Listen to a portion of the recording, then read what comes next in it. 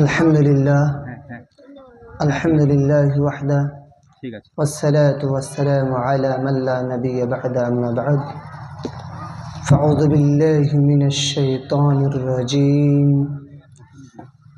بسم الله الرحمن الرحيم والسابقون الأولون من المهاجرين والأنصار والذين اتخذوهم بإحسان رضي الله عنهم ورضوا عنه وأعد لهم جنات تجري تحتها الأنهار خالدين فيها أبدا ذلك الفوز العظيم সর্বপ্রথমে সেই মহান রব্বুল আলামিনের শুকরিয়া যিনি আজ 27 রমজান লাইলাতুল কদর রাত্রিতে উপস্থিত হওয়ার তৌফিক দান করেছেন। সেই মহান রব্বুল আলামিনের শুকরিয়া আদায় করে সকলে বলি আলহামদুলিল্লাহ। তারপরে পরে ধর্মের গুরু, ধর্মের নেতা, সর্বশ্রেষ্ঠ রাসূল, মানব হিসেবে যিনি অদ্বিতীয়, সেই মহান নেতার প্রতি শান্তির ধারা বর্ষিত হোক। সকলে বলেন আল্লাহুম্মা সাল্লি আলাইহি আল্লাহুম্মা বারিক আলাইহি। সম্মানিত উপস্থিতি, স্বল্প দর্শকবৃন্দগণ, আমি আপনাদের সামনে আজ আমার সংক্ষিপ্ত বক্তৃতার বিষয় তুলে ধরেছি সাহাবায়ে কেরাম রাদিয়াল্লাহু আনহুমের প্রতি ভালোবাসা। আপনি কি জানেন সেই মহান ব্যক্তিবর্গগণ কারা ছিলেন, যাদেরকে আল্লাহ সুবহানাহু ওয়া তাআলা তার দ্বীন ইসলাম প্রচারের জন্য চয়ন করে নিয়েছেন?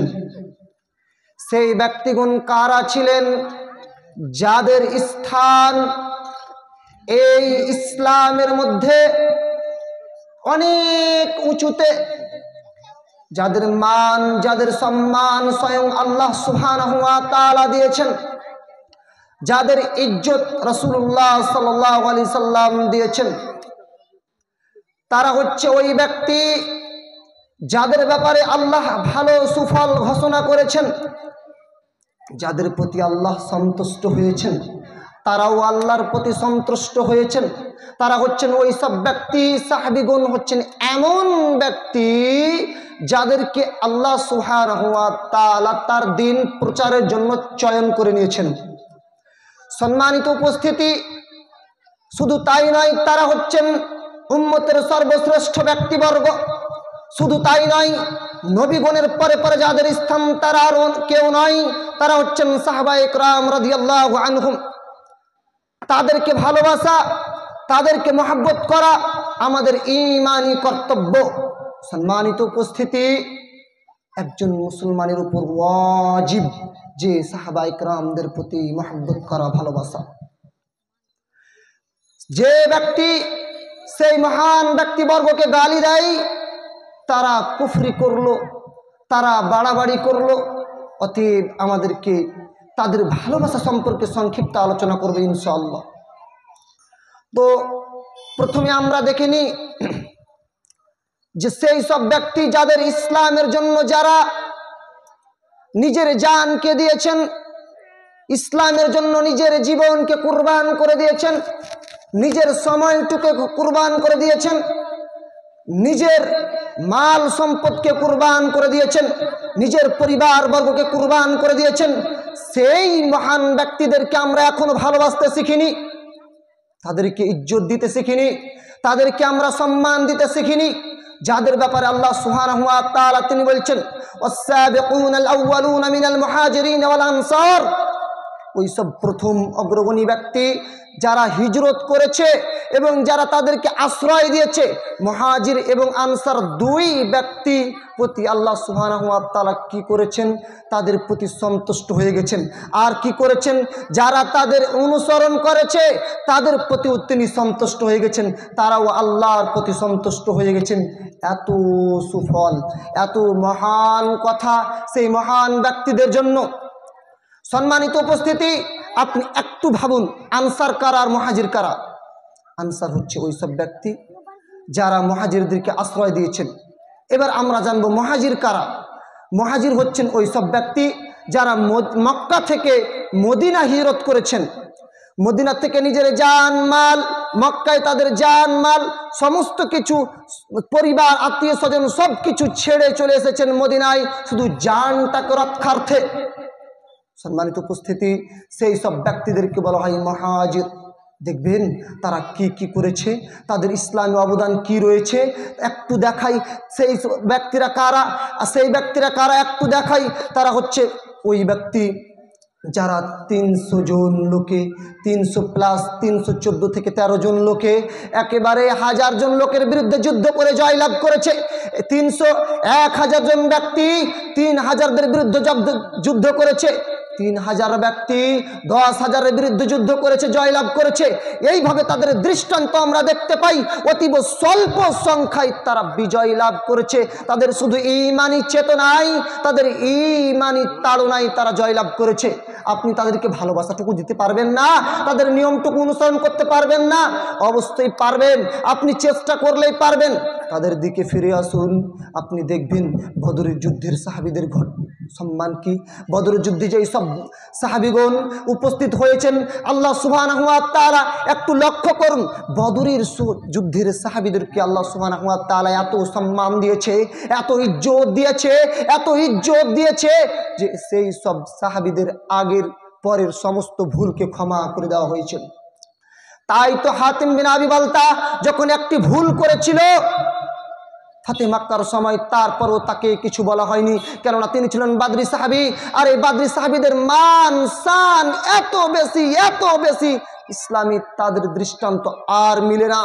সম্মানিত উপস্থিতি, সেই সব সাহাবীদেরকে যদি আপনি ভালোবাসাটুকু না দিতে পারেন তাহলে কি দেবেন তাদেরকে? আর আপনি জানেন রাসূল আল্লাহ সুবহানাহু ওয়া তাআলা তিনি বলছেন এই সেই সব সাহাবীদের ব্যাপারে যারা বায়াতে রিজওয়ানে অংশগ্রহণ করেছিলেন। বায়াতে রিজওয়ান মানে রাসূল সাল্লাল্লাহু আলাইহি সাল্লাম 6 হিজরিতে গেলেন হজ করার জন্য। সেখানে গিয়ে তিনি হজ করার জন্য, আশ্রয় গ্রহণ করার জন্য মক্কার মুশরিকদের কাছে উসমান বিন আফফান রাদিয়াল্লাহু তাআলা আনহুকে পাঠালেন এবং সেখানে 3 দিন যাবত তিনাকে ফেরত পাঠানো হয়নি। 3 দিন যাবত ঘটনা রটে যায়, উসমান রাদিয়াল্লাহু তাআলা আনহুকে হত্যা করা হয়েছে। উসমান রাদিয়াল্লাহু তাআলা আনহুকে অন্যায়ভাবে হত্যা করা হবে আর মুসলমানগণ চুপ থাকবে, তারা সংখ্যায় কম, এই জন্য কখনোই হতে পারে না। রাসূল সাল্লাল্লাহু আলাইহি সাল্লাম সঙ্গে সঙ্গে বায়াত গ্রহণ করলেন। হে আমার সাহাবীগণ, তোমরা আমার হাতে বায়াত গ্রহণ করো যে আমরা কি করব, উসমানের হত্যার প্রতিশোধ না নিয়ে আমরা মক্কা ফিরবো না। আমাদের কাছে যুদ্ধের অস্ত্র নেই, আমাদের কাছে ব্যক্তিবর্গ তেমন নেই, তারপরে আমরা হয় এখানেই মারা যাব, নইলে উসমানের হত্যার প্রতিশোধ নেব। বায়াত গ্রহণ করলেন অস্ত্র ছাড়াই। সেই সব ব্যক্তিদের প্রতিও আল্লাহ সন্তুষ্ট হয়ে গেছেন যারা সেই দিন বায়াত গ্রহণ করেছিলেন। তাই আল্লাহ সুবহানাহু ওয়া তাআলা তিনি বলছেন, লাকাদ রাদিয়াল্লাহু আনিল মুমিনিনা ইয ইউবাইউনাকা তাহতা আশ-শাজারা। সেই হুদাইবিয়ার গাছের নিচে যারা আপনার হাতে বায়াত গ্রহণ করেছিল সেই সব মুমিনদের প্রতি আল্লাহ সন্তুষ্ট হয়ে গেছে। তা সেইখানে বায়াত গ্রহণ করার ছিল অতীব কঠিন, কেননা আপনি মুশরিকদের দেশে, মুশরিকদের আন্ডারে থেকে তাদের বিরুদ্ধে যুদ্ধ করবেন অস্ত্র ছাড়াই, এটা কঠিন ছিল। তারপরেও তারা যুদ্ধের জন্য প্রস্তুত হয়ে করে নিয়েছেন, তাদের মাল, তাদের জানকে বিলিয়ে দেওয়ার জন্য প্রস্তুত। আল্লাহ তাদের প্রতি সন্তুষ্ট হয়ে গেছেন। সেই সব ব্যক্তিদেরকে ভালোবাসবেন না, সেই সব ব্যক্তিদেরকে মহব্বত করবেন না, তাহলে কাদেরকে করবেন? সম্মানিত উপস্থিতি, সংক্ষিপ্ত সময় যদি আপনি এইভাবে বলতে থাকি এক একটি দৃষ্টান্ত, তাহলে দেখতে পাবেন অনেক কিছু রয়েছে। আপনি যদি দেখতে যান সেই সব মহান ব্যক্তিদেরকে ভালোবাসার পরিবর্তে এখন এক শ্রেণীর মানুষ তাদেরকে গালাগালিজ করছে। গালাগালি করা তাদেরকে যে কত বড় অপরাধ। মুআবিয়া রাদিয়াল্লাহু তাআলা আনহুকে গালাগালি করছে, মহান মহান সাহাবীদেরকে গালিগালাজ করছে, তাদেরকে অন্যায় হবে যা ইচ্ছে তা বলছে, তাদের সম্মানকে ছোট করার চেষ্টা করছে। জানেন তারা ইসলামের জন্য কি দিয়েছে? জানেন তারা ইসলামের জন্য কি দিয়েছে? আমরা যদি দেখতে যাই সুমাইয়া রাদিয়াল্লাহু তাআলা আনহুর সেই ঘটনা, মহিলা প্রথম শহীদ ইসলামের, যিনি যার লজ্জা স্থানে বল্লম মেরে দুনিয়া থেকে বিদায় করে দেওয়া হয়েছে। সেই সব সাহাবীগণ যারা নিজের জানকে মালকে প্রাধান্য দেননি, সেই যদি আমরা দেখতে যাই বিলাল রাদিয়াল্লাহু তাআলা আনহুর ঘটনা, তাহলে আমরা দেখতে পাবো সেই বিলাল রাদিয়াল্লাহু তাআলা আনহুকে এত অত্যাচার করেছে তার প্রতি, এত অন্যায় করেছে তার প্রতি, তার পিঠে কয়লার ছাকা দিয়েছে, গরম কয়লা, জ্বালানো কয়লার ছাকা দিয়ে এমনভাবে ছাকা দিয়েছে, গর্ত করে দিয়েছে, পুড়ে পুড়ে চর্বিগুলি গুলি গুলি পড়ছে। এই অবস্থাতে যখন তিনি উমর রাদিয়াল্লাহু তাআলা আনহুর সামনে যান, তিনি একদা বলেন, বিলাল, তোমার এই গর্তগুলি একদিন, তোমার এই গর্তগুলিকে আল্লাহ জাহান্নামে পুড়াবে না। তোমার এই গর্তগুলি জানো বিলাল, কয়লার ছেঁকা খেয়ে খেয়ে আজ গর্ত হয়ে রয়েছে, সেই গর্তগুলি তোমার জন্য সাক্ষী স্বরূপ হবে। আমরা যদি দেখতে চাই তাহলে দেখতে পাবো হামজা রাদিয়াল্লাহু তাআলা আনহু সেই ঘটনা। আপনি জানেন যে হামজা কে? সে হামজা ইসলামের বীর পুরুষ, যার কলিজা তার মৃত্যুর পরে তার কলিজা বের করে দাঁত দিয়ে চিবানো হয়েছে। আপনার ইসলামের জন্য নিজের জান দিয়েছে। আপনি যদি মুসাইব বিন উমাইরের জীবনী পড়তে যান দেখতে পাবেন।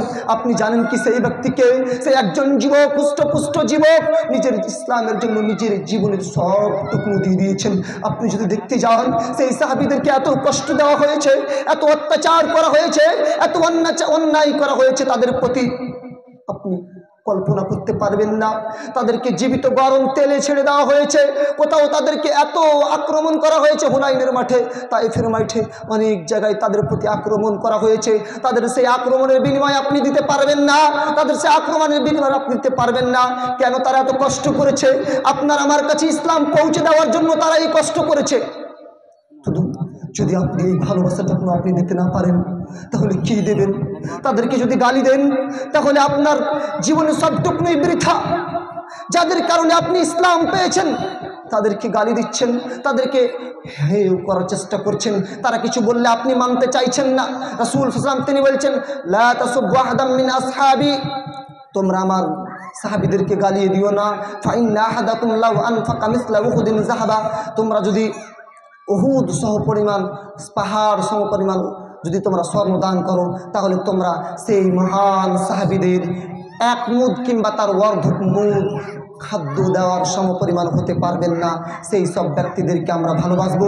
তারা কোনো ফতোয়া দিয়ে থাকলে আমরা তার কথা মেনে নিব। তিনারা যেই পথে চলেছেন আমরা সেই পথে চলবো। তাদেরকে গালি দিব না, তাদের সম্মান করব, ইজ্জত করব। কোনো সাহাবীর নাম আসলে রাদিয়াল্লাহু আনহুম বলবো। তাদের নাম বলার সময় আল্লাহ সুবহানাহু ওয়া তাআলার কাছে এই দোয়া, এই প্রার্থনা, তিনি যেন আমাদেরকে তাদের প্রতি ভালোবাসার তৌফিক দান করে। এটা হচ্ছে আমাদের আকীদার বিষয়। কেননা আমাদের আকীদা ঠিক করতে হবে, তাদেরকে ভালোবাসতে হবে, তাদেরকে গালিগালাজ করা যাবে না। আল্লাহ সুবহানাহু ওয়া তাআলার কাছে এই প্রার্থনা যে আমরা যেন তাদেরকে ভালোবাসতে পারি, তাদের আমাদের জীবনের সবটুকু দিয়ে। আমিন। আসসালামু আলাইকুম ওয়া রাহমাতুল্লাহ।